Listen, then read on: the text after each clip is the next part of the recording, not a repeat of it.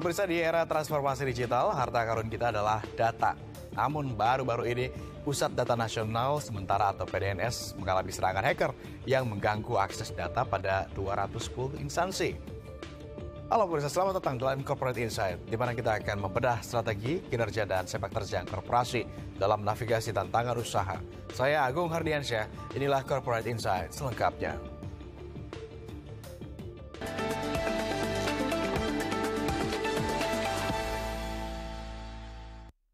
Isu bocornya data Badan Intelijen Strategis atau BAIS mencuat dan ramai menjadi perbincangan di X. Sebelumnya, Pusat Data Nasional Sementara atau PDNS yang dikelola Kemenkominfo lumpuh akibat serangan peretas.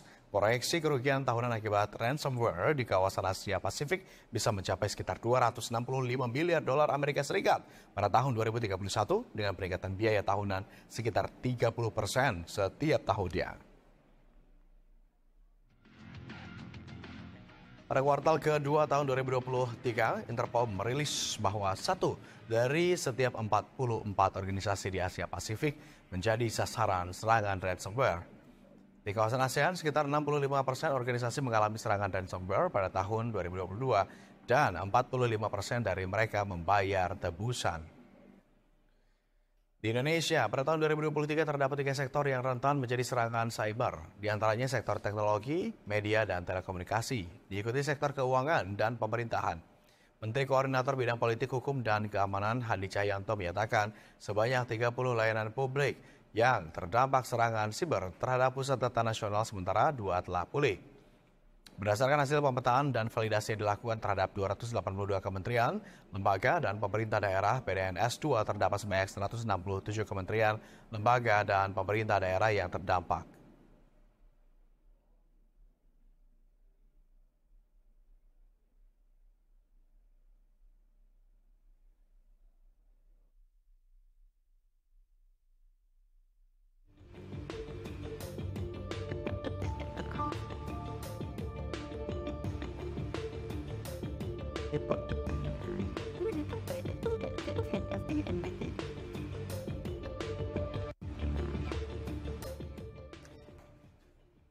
Dalam pemirsa berikut kami hadirkan fakta dalam data terkait keamanan data dan mengapa Indonesia menjadi sasaran empuk serangan siber. Kita lihat. Indonesia darurat keamanan siber, karena indeks keamanan siber Indonesia, pemirsa, ini ada di angka 63,64. Peringkat di dunia, ternyata Indonesia duduk di peringkat ranking 48 dari total 176 negara. Nah, sementara peringkat di Asia Tenggara, yakni adalah peringkat kelima ya. Ini sumber dari NCSI.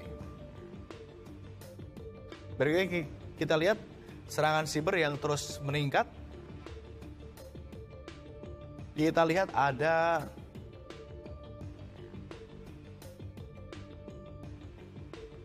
lebih dari 370 serangan cyber selama sepanjang tahun 2023 ya. Ini sektornya dari mulai ISDM, kesehatan, pangan. Jumlah data yang mendapatkan exposure kita lihat dari ISDM terlebih dulu. Ini sebanyak 29.350. Jumlah instansi yang terdampak ini adalah 19. Kemudian kita lihat serangan siber yang terus meningkat ini di tahun 2022 ada 370 juta serangan. Kemudian di 2023 mencapai 279,84 juta serangan atau berkurang sebanyak 24,4%. Sementara di 2024 kuartal 1 ini serangan sibernya mungkin baru mencapai 5,86 juta. Tetapi bisa saja terus mengalami peningkatan seiring berjalannya waktu. Sumber yang kita dapatkan ini dari BSSN dan juga Kaspersky.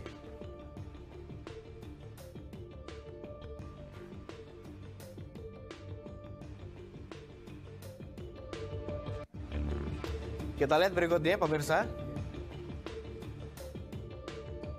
Trafik anomali di tahun 2023 begitu ya. serangan yang terjadi begitu. Ini mulai dari generic Trojan Red sebanyak 109,38 juta. Kemudian serangan berjenis phishing site ada malware. Ini mencapai 47,23 juta. Sementara Microsoft Windows SMS Server Information Disclosure mencapai 26,6 juta. Mining virus mencapai 17,84 juta. Sumber kita ambil dari BSNN, Lanskap Keamanan Siber Indonesia 2023. Berikutnya kita akan cermati dari mana saja anomali tersebut kemudian berasal ya. Ini ada ini ternyata masih soal traffic anomali di Indonesia tahun 2023, pemirsa. Setelah tadi kita lihat ada beberapa jenis, ada juga traffic anomali dengan jenis Discover the Communication Behavior of VPN Tool dari OpenVPN, ada 16 juta. Kemudian juga MSS QL Database Account Brute Forces, ini mencapai 14,79 juta. Kemudian MyLobot Botnet sebesar 13,37 juta. Kita lihat masih ada satu lagi grafis traffic anomali di Indonesia di tahun 2023.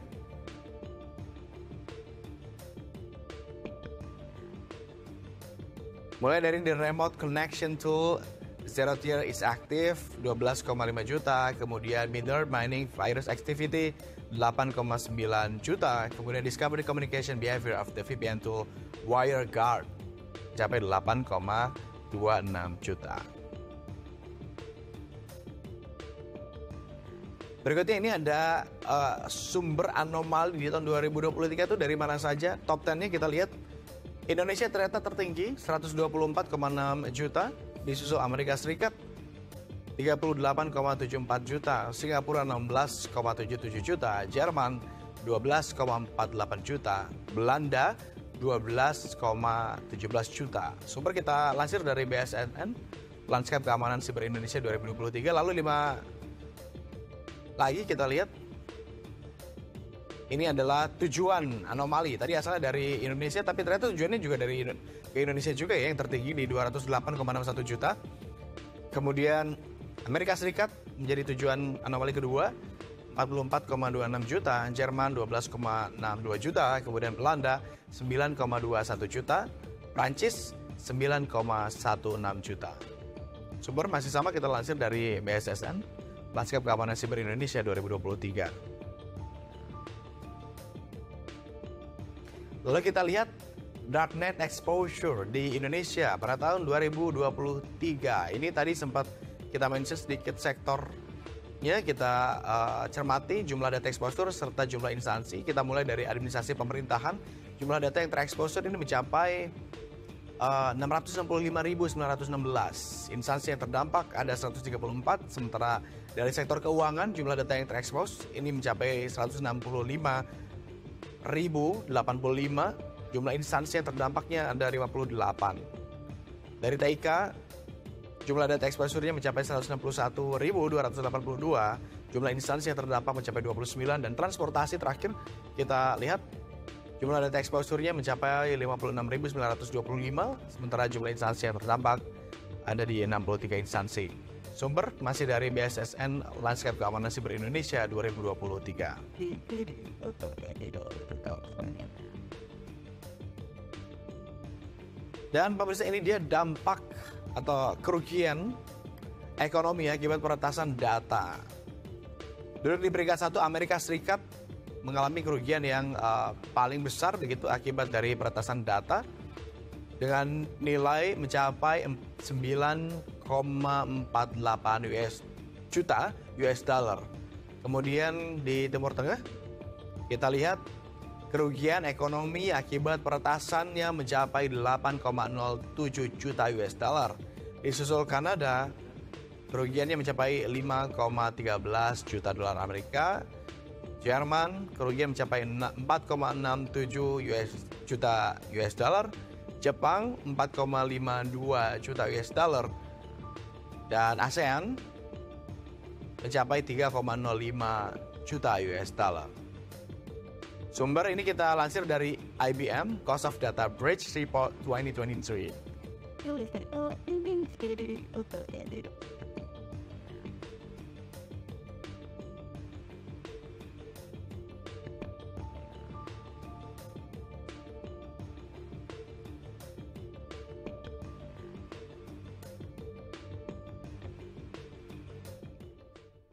Demikian pemirsa data-data soal betapa masih rentannya keamanan data di Indonesia. Sebagai masyarakat yang kita bisa lakukan salah satunya adalah dengan mencari solusi. Karena itu usai jeda rekan Iqbal Swetamiharja akan mengupas tuntas soal langkah apa yang bisa dilakukan untuk kemudian mengamankan data-data kita dengan Chief Executive Officer of VB Cloud Alphonsius Pram dan Vice President Technology of VB Cloud Bapak Valentinus Naharjo. Tetap bersama kami di Corporate Insight.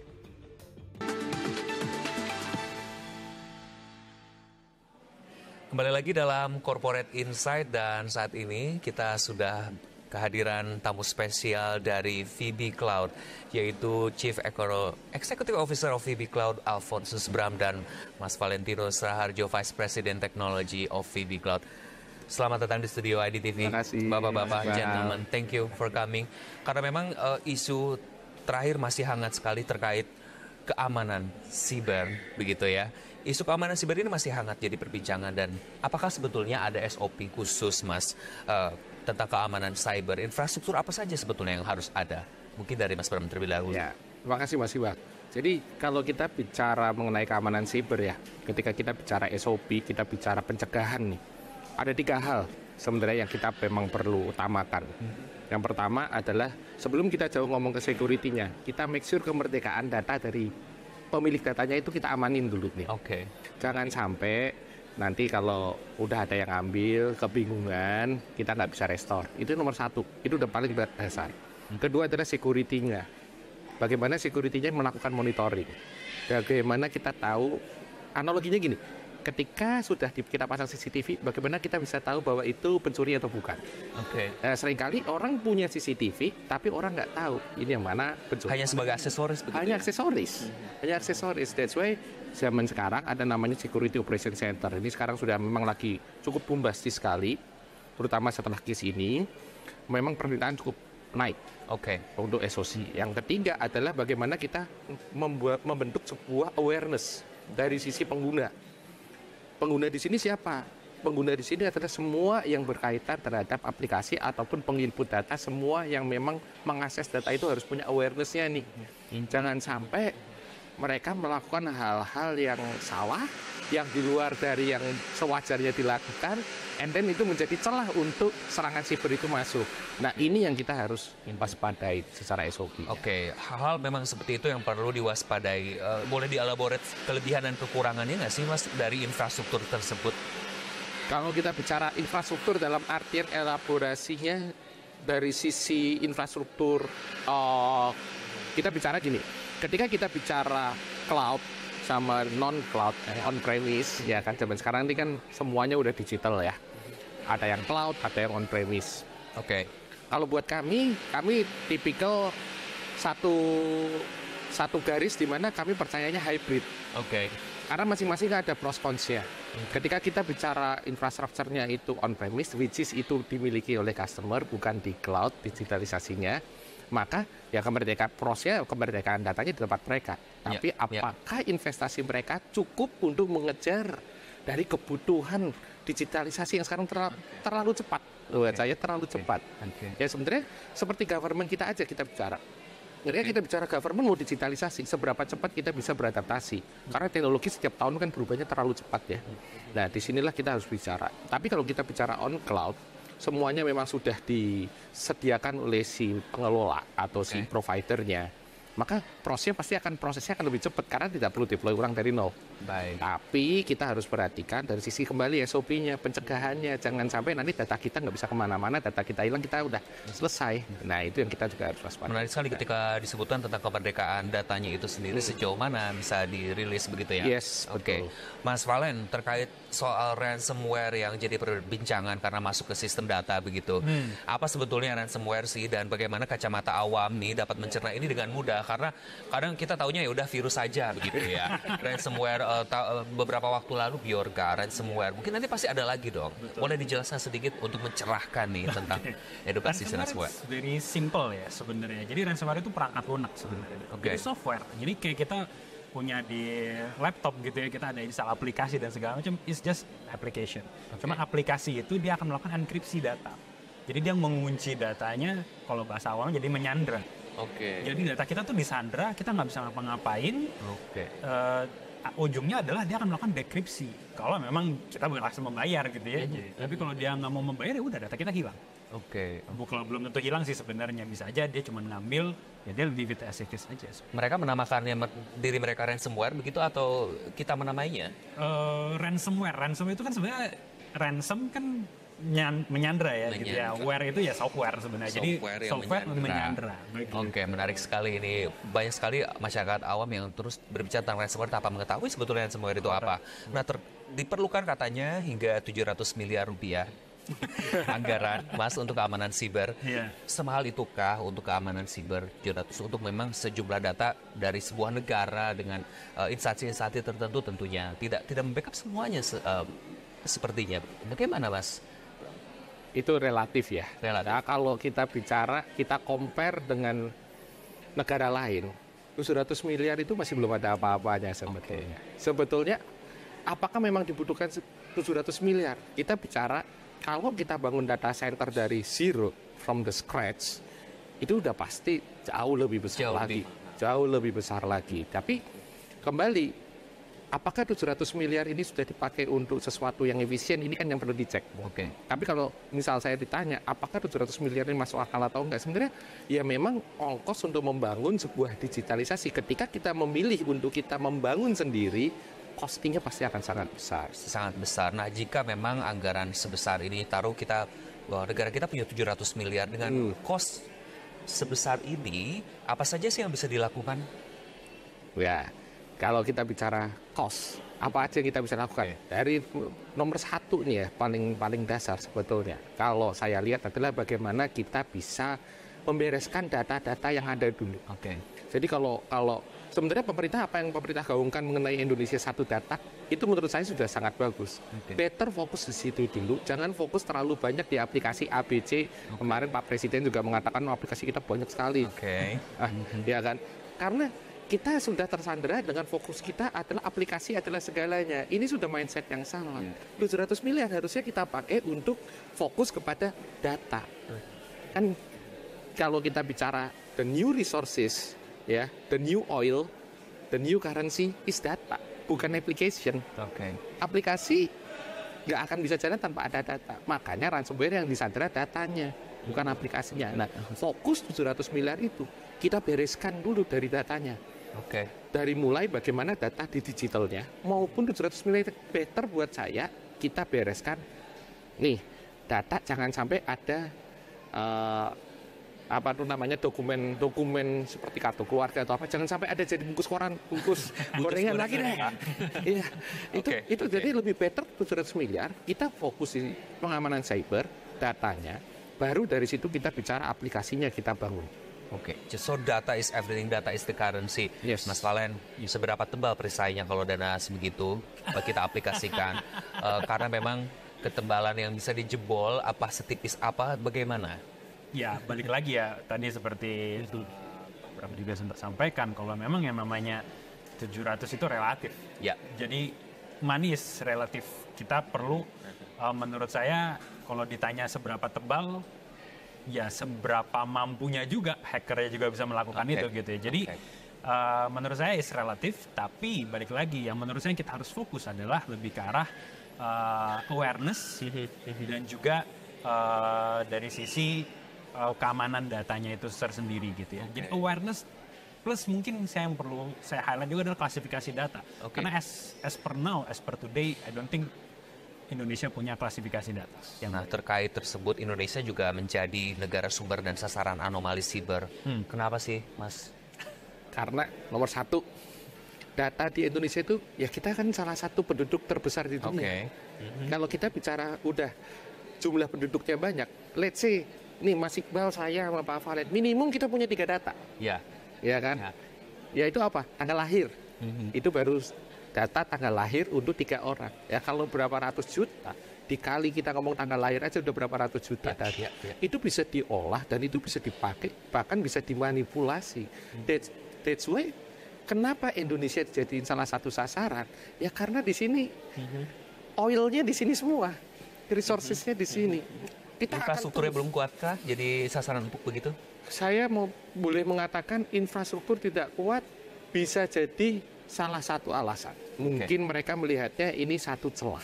Tapi itu kalau kita juga punya data yang menarik buat mereka, mereka juga nggak akan ngapa-ngapain sama kita. Berarti seksi sekali data-data di Indonesia ini. Seksi. Baik.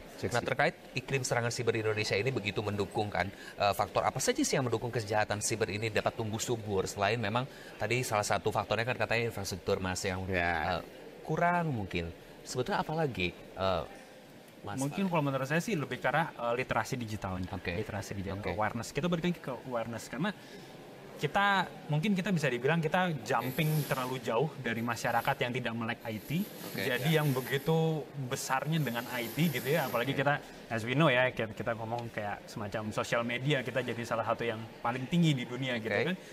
Itu karena kita udah jumping, kita nggak ngerti apa-apa tentang digital, tiba-tiba langsung ke dunia itu bukan banyak. Ditahan dulu.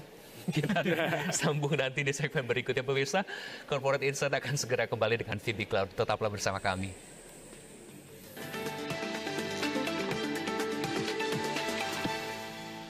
Berbincang-bincang seputar dunia kreatif, ide dan inspirasi pekerja kreatif. Narasumber didatangkan dari Indonesia maupun mancanegara. Semua akan dibahas secara terbuka dan penuh motivasi. Jadilah orang yang disukai orang banyak. Be a likable person. Pasti bisa diterima dan kita bisa survive. Saksikan VOA Creative Talk setiap minggu jam 5:30 pagi. Hanya di IDTV.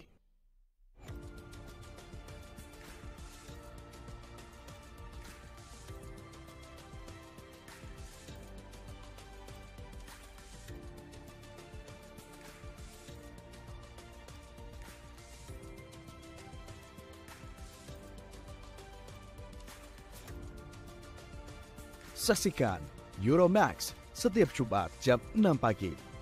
Hanya di IDTV, Inspirasi Investasi.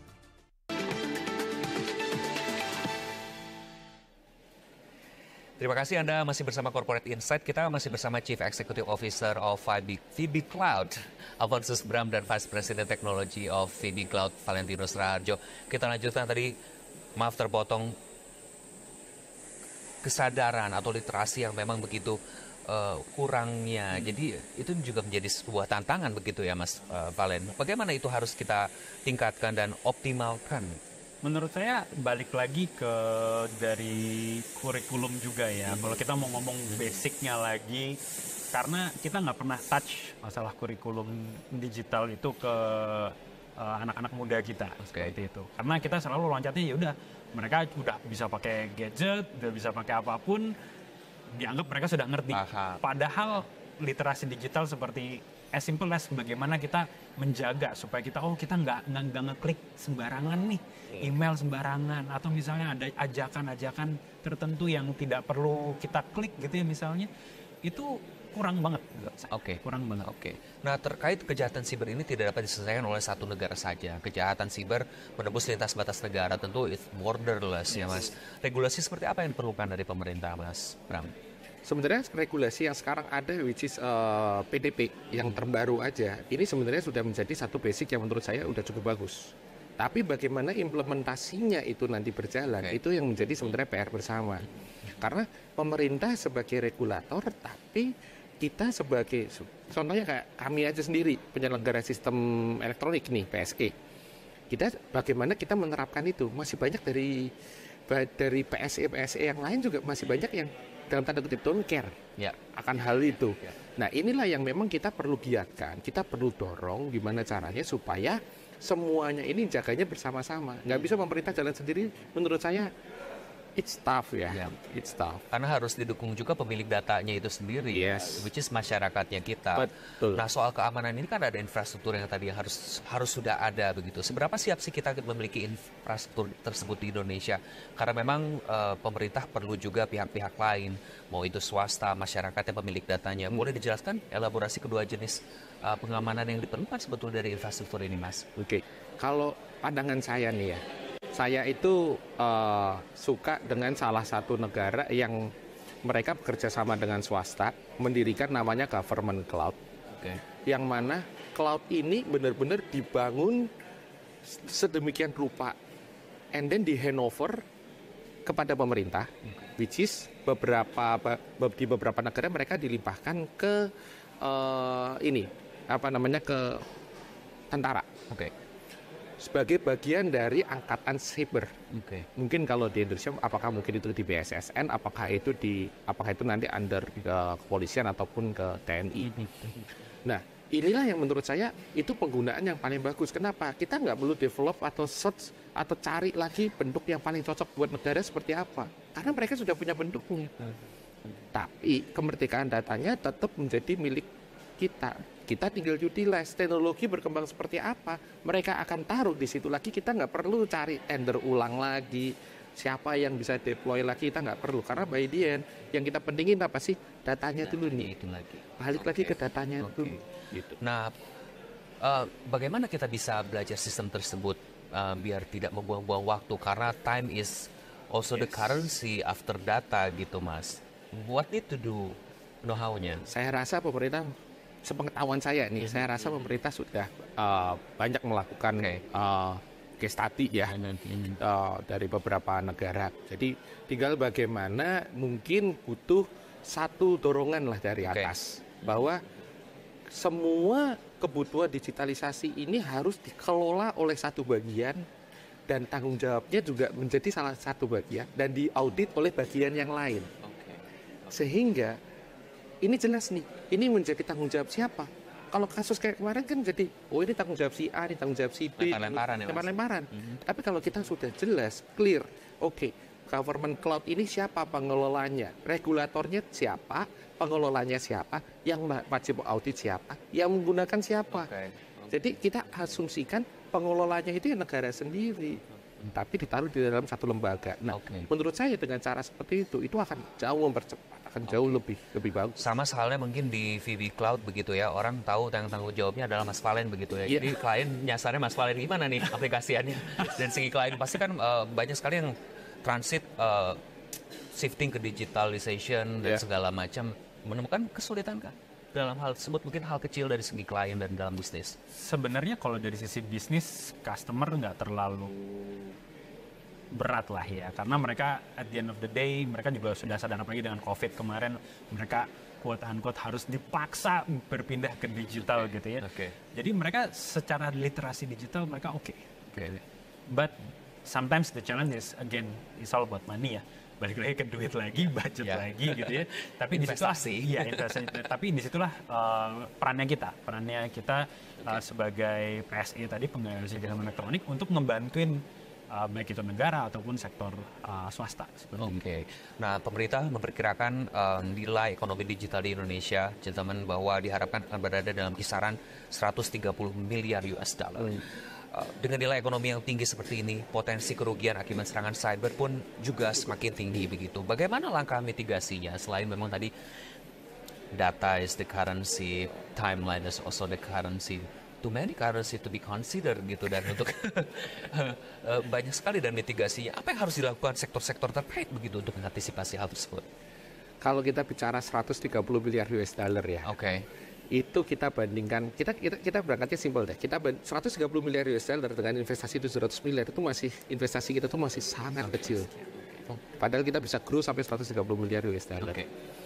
Satu hal yang kita harus mulai dari pemerintah adalah benar-benar mendorong digitalisasi itu bukan cuma menjadi satu PR dari Kementerian Kominfo. Tapi ini PR semua bagian. PR untuk yang mana bahkan mungkin bisa menjadi kayak semacam, kalau saya tuh selalu punya cita-cita melihat Kementerian Komunikasi dan Informatika itu menjadi under satu koordinator sendiri. Karena sangat pentingnya dunia digital saat ini. Dan banyak lahan pekerjaannya begitu ya? Iya, banyak sekali. Kalau kita bicara, kita mau ngomong apa? Kita bicara dari ransomware. Kemudian kita ada lagi isu yang saat ini juga lagi hot juga mengenai judi online. Itu juga semuanya hubungannya balik lagi ke data-data lagi. Kita bicara blokir data nasabah yang digunakan judi online, itu semuanya data semua. Kalau pemerintah aja nggak punya datanya juga sulit. Nah, bagaimana sekarang pemerintah bisa mengendalikan itu semua? Kita harus berangkat dari situ dulu untuk ngamanin 130 miliar. Kalau itu kita bisa beresin, saya rasa bukan cuma 130 miliar, Mas Iqbal. Bisa lebih saya yakin. Bisa lebih karena Indonesia itu salah satu pengguna sosial media terbesar di dunia.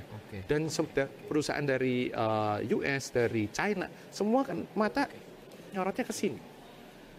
Nah, terkait jika disaster recovery yang harus ditanggung gitu, jika serangan cybernya sudah terjadi, bisa dijelaskan mekanisme dan cara kerja pemulihan datanya jika memang pasca serangan cyber ini sudah terjadi dan harus di-recover, apa yang harus step by step? Karena terlalu banyak orang menyalahkan ini, siapa yang bertanggung jawab ini itu, apa yang harus dilakukan sekarang sudah terjadi? Oke, jadi gini, saya berangkatnya sesimpel kita menganalogikan seperti kita punya uang. Jadi saya selalu menganalogikan data itu seperti kita treat kita punya data sama dengan kita treat kita punya uang. Kalau kita punya uang, terus suatu saat bank itu bermasalah, mungkin jurisnya lagi nggak bisa dipakai atau apa, terus kita bisa telepon ke bank, gara-gara kamu kita nggak bisa makan di warteg, kan dia nggak bisa. Tetap itu isinya tanggung jawab kita, sama seperti data. Bagaimana caranya itu memang milik kita dan itu memang harus kita yang kendaliin. Kalau kita nggak kendaliin itu, ya nggak bisa. Kalau untuk recovery ya kita harus punya backupnya dulu. Nomor satu backupnya dulu kita balikin.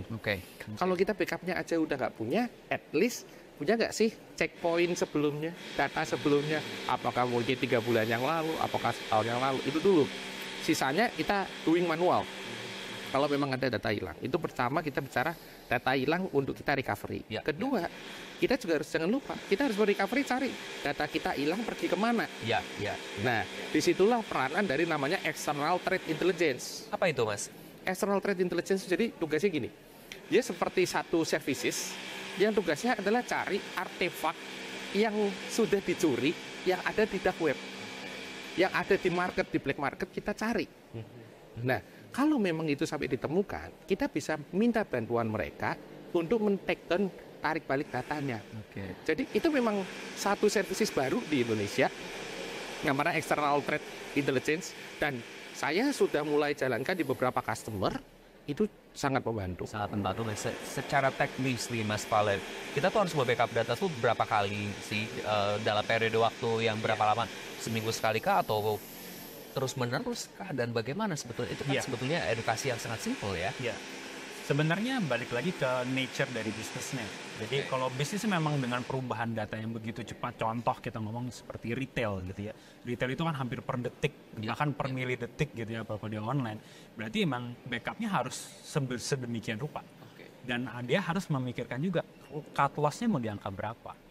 Cut loss dalam arti apa sih? Dalam arti kalau saya datanya ini hilang, saya bisa menanggung rugi berapa besar. Nah, dari situlah kita bisa menentukan, itu yang kita sebut sebagai RPO, recovery point objective dan recovery time objective. Nah, recovery time objective itu apa? Ya itu waktu berapa lama ini yang kita sanggup untuk merestore balik datanya, seperti itu. Berarti untuk Indonesia sendiri dengan data yang luar biasa banyak, berarti bukan sebagaimana tuh ya? Kalau menurut saya ini kalau pribadi ya, kita ngomong udah jadi ngomongnya jadi pribadi. Nggak apa-apa, kita buka. Jadi lebih ke arah kita harus punya memang namanya disaster recovery. Disaster recovery plus juga dengan external backup juga. Bagian-bagian dengan konsep hybrid tadi juga. Jadi kita nggak cuma ngomong backup doang, tapi gimana aplikasi atau data apapun yang kita memang punya di negara ini itu bisa running kalau memang ada satu pusat data itu sendiri memang yang down seperti itu. Mas, konsep hybrid itu seperti apa sebetulnya untuk recovery disaster recovery ini, konsep hybrid itu seperti apa? Apakah cara manualnya juga ada atau secara apa? Bagaimana? Oke, kita ngomongnya sebagai backup 321. Oke. Jadi backup 321 itu adalah satu data penting, data apapun lah sebenarnya, kita harus punya 3 kopi data. Oke. 3 kopi data ini itu kita taruh di minimum 2 tempat berbeda. Di mana satu tempat itu harus punya 2 data. 2 separate data. Jadi contoh misalnya kita ngomong B-Universe lah kita ngomong. Misalnya B-Universe misalnya seperti itu, ada data center di sini gitu misalnya di Jakarta, dan punya studio di tempat lain. Misalnya ada studio di Makassar dan di Surabaya misalnya. Nah itu harus punya dua data set yang sama di Makassar dan di Surabaya. Yang ketiga, dia harus punya juga data di cloud. Jadi pada saat misalnya contoh Makassar down, for some reason down, Jakarta dan Surabaya masih bisa handle. Surabaya down, Jakarta dan Makassar masih bisa handle. 2 data center down, cloud masih bisa handle. Jadi ini semua saling bertukar. Contoh nih sebagai individu gitu, saya store di cloud, ada juga di G Drive, USB juga harus ada di laptop juga ada. Kalau ada PC di rumah juga gitu, backup semuanya begitu ya. Yes, correct. Hal itu mungkin sedikit menjadi PR gitu ya bagi para individu ini karena kesibukan dan lain sebagainya, jadinya cukup dengan satu karena setiap orang akan ganti atau upgrade gadget saja itu menjadi isu utama gitu ya Mas Bram ya. Jadi betul. Ini terkait literasi masyarakat dan edukasi yang kita akan bahas setelah yang satu ini, gentlemen. Pemirsa, Corporate Insight akan segera kembali dengan pembahasan yang sangat seru dari VB Cloud ini. Jangan kemana-mana, tetaplah bersama kami.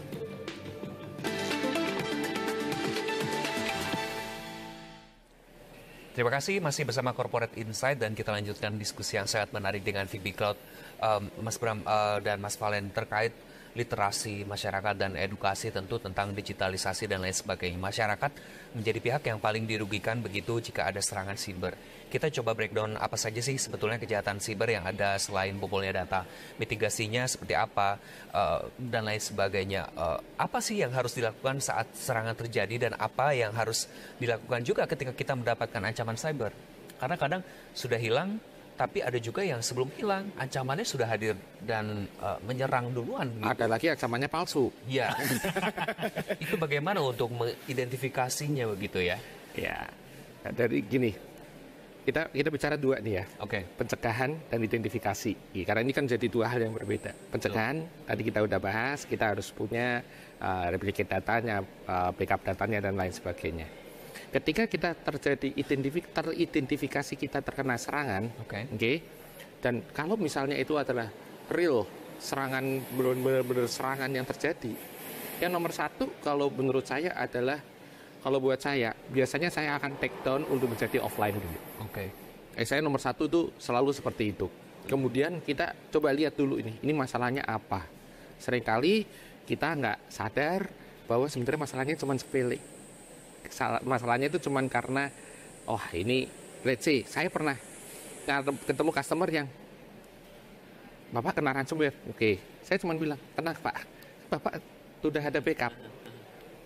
Diemin, terus bikin baru, di restore, jalan.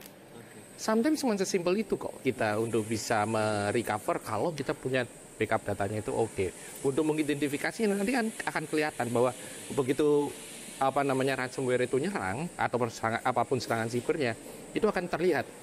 Kalau kita punya monitoringnya juga benar, sering kali kejadian ya itu tadi hanya jadi aksesoris barang-barang security-nya itu. Nah itu yang kita juga perlu perhatiin. Nah terkait ini, pertama yang paling sering ditemui adalah undangan digital di aplikasi percakapan seperti WhatsApp begitu ya Mas Valen. Ping ini juga dibuka langsung mengobrak-abrik tuh keamanan data kita pada perangkat digital atau device kita. Bisa dijelaskan secara sederhana apa itu phishing sebetulnya? Phishing, ciri-cirinya seperti apa? Kadang kita sendiri ingatkan, kadang orang tua kita asal klik aja begitu. Dulu kan ada juga ancaman undangan pernikahan dan tiba-tiba mengobrak-abrik data. Untungnya saya cuekin aja begitu. Bagaimana Mas Valen? Ya, phishing itu sebenarnya salah satu cyber attack juga ya gitu ya. Jadi dia memanfaatkan yang namanya knowledge kita, ketidaktahuan kita tentang apa yang kita mau buka seperti itu. Jadi dia memberikan satu link gitu ya, apapun itu, aplikasi atau apapun itu, dan berharap kita untuk melakukan sesuai dengan yang dia mau, atau klik atau apapun itu. Jadi apakah itu jadi malicious ataupun jadi serangan? Belum tentu. Dia cuma melakukan injeksi. Jadi dia belum tentu langsung melakukan serangan. Dia cuma melakukan injek kode tertentu. Kode ini apakah mau jalan nanti 12 tahun lagi, 60 tahun lagi? They don't care. Dia nggak tahu gitu. Tapi yang pasti saya tanam dulu sesuatu di sana. Nah itu belum tentu bisa langsung ke-detect. Phishing itu belum tentu langsung ke-detect. Bisa jadi baru ketahuan pada saat dia membuka data. Atau malah sama sekali dia tidak bisa dideteksi.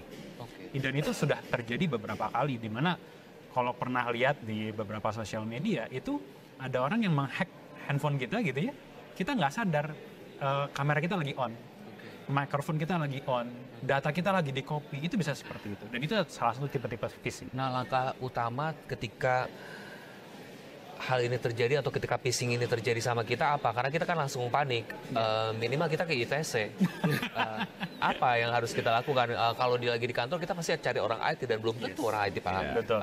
Apa sebetulnya langkah? Kalau sudah phishing itu sudah terjadi, kita sudah dengan tidak sengaja ataupun sengaja mengklik.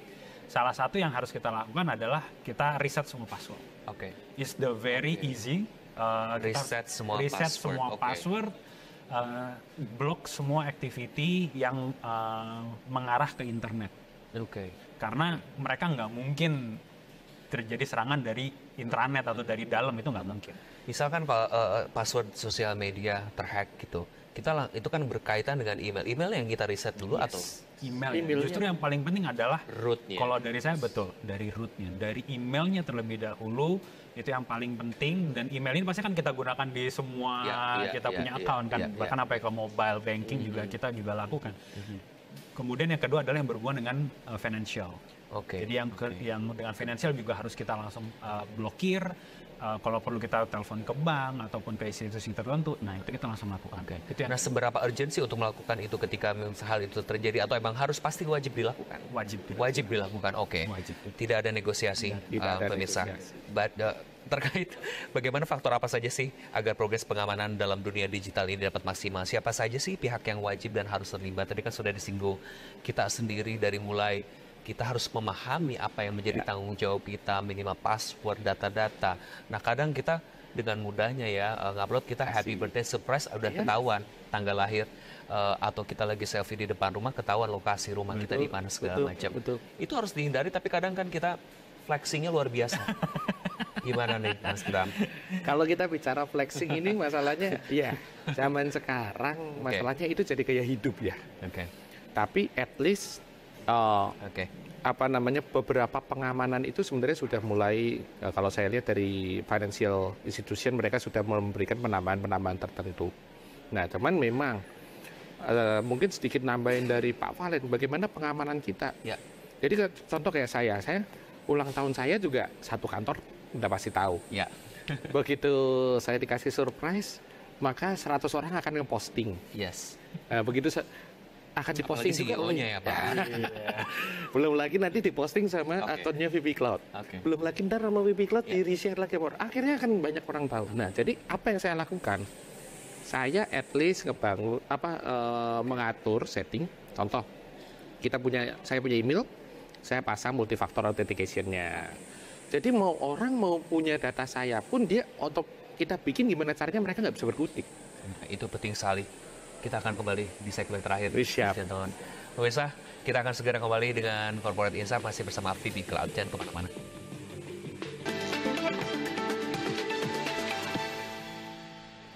Pemirsa, terima kasih masih bersama Corporate Insight di segmen terakhir ini dengan VP Cloud.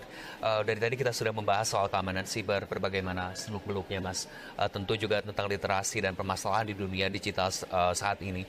Sebagai pemain yang cukup lama bergerak di bidang pelayanan digital, sudah 10 tahun ya, satu dekade ya. Kalau misalnya ini penyanyi sudah konser nih.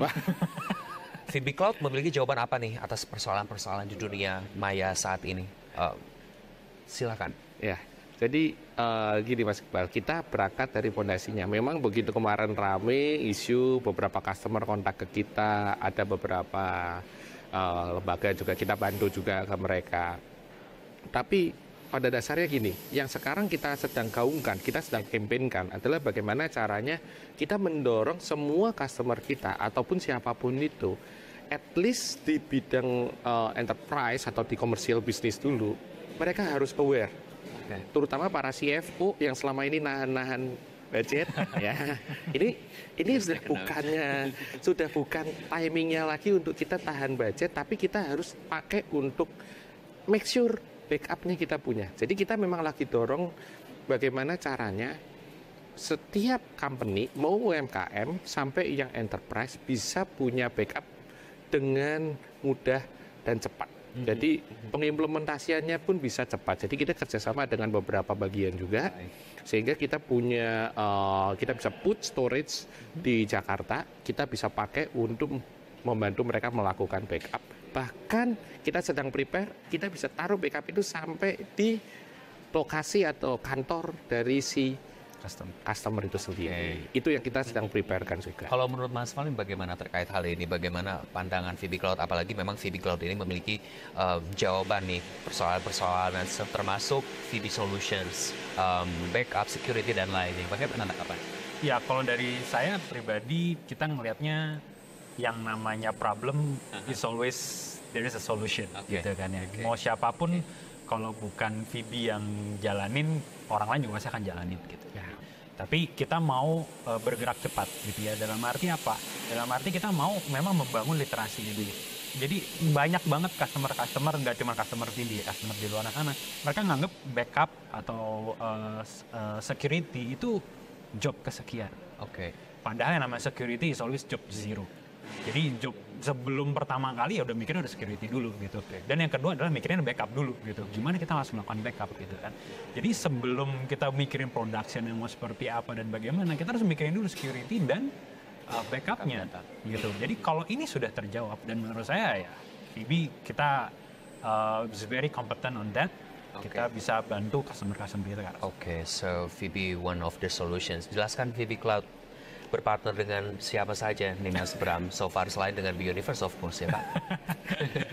Ya kita kebetulan untuk dari sisi customer, kita helping lebih dari 600 customer sekarang di seluruh Indonesia. Kebetulan dari ujung sampai ujung Indonesia, dari tanah Sumatera sampai tanah Papua, itu kita juga ada supporting di beberapa bagian. Kemudian dari sisi kita partnership, kita juga berpartnership. Kita nggak cuma dengan US brand, tapi kita juga ada China brand juga yang kita memang kolaborasi, kita gabung jadi satu. Jadi kan sekarang market dunia IT ini kan sekarang campur ya. Ada yang mengatakan US brand better, ada yang mengatakan China brand, ada brand A, brand B. Saya buat menurut pandangan pribadi Mas Bram yang mana yang better? Teknologi semua sama. Teknologi semua sama ya. Buat saya teknologi semua sama. Pertanyaannya siapa yang mensupport, siapa yang membantu mengimplementasi. Jadi nggak tahu saya boleh sebut ya, Bioniverse kan salah satu customer kita juga. Kenapa nggak Bioniverse dengan yang lain? Pasti kan ada something different-nya. Yaitu ya bagaimana kita bisa membantu Bioniverse untuk bisa growing. Apalagi dalam proses munculnya entity baru di sisi Bioniverse sendiri. Nah, terkait kelebihan dari produk-produk VB Cloud sebetulnya dengan produk sejenis dari kompetitor, apa kelebihannya Mas Valen dulu deh? Yang pasti we are one of the leaders lah ya, born in the cloud kita ngomongnya seperti itu, dan kita punya memang manpower tenaga ahli yang memang lokal. Jadi kalau kita ngomong partner di luaran sana itu banyak sekali yang memang datangnya dari luar, justru bukan dari lokal gitu. Sedangkan VB Cloud kita sudah 10 tahun dan kita berangkat dari lokal. From local gitu. Makanya temanya apa? Tema kita dari Indonesia untuk Indonesia. Indonesia untuk Indonesia. Apalagi kelebihan dari kompetitor yang ada nih di market-market, karena ini Indonesia untuk Indonesia. Kita lihat dulu ya produk-produk yang lain dari provider atau penyedia yang lain bagaimana? People ya. Sekarang gini. Ketika kita bicara IT, kita tadi bicara ada dari security-nya, kita bicara dari tools backup-nya, kita bicara cloud-nya, kita bicara server, apapun, anything. It's just a tool. It's just a tools, it's just a machine. Tapi siapa yang akan mengoperasikan kan seperti itu. Saya yakin, saya itu punya satu keyakinan utama. Jadi sampai kita membuat sebuah program namanya Rumah Development. Bagaimana kita mencari talenta muda dari anak-anak university, terutama saat ini kita lagi fokus di Jogja. Untuk kita develop. Karena saya ketemu dengan banyak talenta digital hebat dari Jogja. Dan sudah ada beberapa yang memang dari mulai internship sampai sekarang udah menjadi full time employee di kita, itu kita benar-benar develop mereka. Jadi dengan seperti itu kita punya taste-nya, diferensiasi kita, taste kita itu sudah terbiasa dengan culture di Indonesia, bukan lagi culture dari luar. Sometimes ketika pemain dari luar atau kompetitor yang menggunakan gaya culture luar, mereka akan mengatakan this is not my scope of work, this is yours, this is tidak ada helping di situ. Sedangkan culture dari Indonesia kan bagaimana kita helping satu yang lain, itu culture dasar kehidupan sosial di Indonesia kan seperti itu. Saling membantu, saling helping, gotong royong. Nah, itulah yang kita bawa dalam Rumah Development. Kita cari talentnya dan kita balikin lagi untuk ngebangun Indonesianya lagi. Jadi itu akan menjadi taste yang different lah, karena kita udah akan tahu gaya mainnya di Indonesia, culture. Oh, bagaimana sih kita mengeduket seseorang. Nah, sometimes kita ketemu dengan orang IT, mereka kesulitan dengan, aduh owner saya kurang melek Pak, bisa nggak dibantu? Ya kita akan datang bagaimana kita edukasinya. Itulah jadi salah satu pembedanya. Baik, kita di penghujung acara, singkat saja harapan Anda terkait keamanan siber dan juga digitalisasi di Indonesia seperti apa, Mas? Harapan saya simple ya, sebagai warga negara juga. Bagaimana kita bisa gotong royong, kita bareng-bareng, jangan lagi udahlah kok salah-salahan. Karena kemerdekaan data itu hanya bisa dibentuk kalau setiap orang, setiap bagian dari kita itu sadar bahwa data itu adalah sesuatu yang penting. Treat your data like you treat your money. Itu buat saya itulah sesuatu yang saya taruh di top of mind di tim saya saat ini, dan hopefully itu bisa menjadi satu pegangan juga untuk itu. Mas Valen, pesan dan harapannya. Kalau dari saya balik lagi, kita perlu belajar, kita perlu banyak belajar. At the end of the day, kita hidup kita perlu untuk lebih mengetahui apa yang sedang kita lakukan. Kita nggak cuman sekedar ngeklik dan segala macam, tapi kita harus tahu apa yang kita lakukan. Jadi dengan itu kita juga membantu tadi dengan kemerdekaan data dan juga dengan keamanan. Baik, terima kasih gentlemen. VB Cloud, happy to have you di sini. Sukses terus untuk VB Cloud dan sehat selalu. Pemirsa, itu tadi perbincangan kita dan sekaligus menutup perbincangan kita di Corporate Insight bersama Pak Alfonsus Bram, Chief Executive Officer dari VB Cloud, dan Valentinus Raharjo, Vice President Technology of VB Cloud.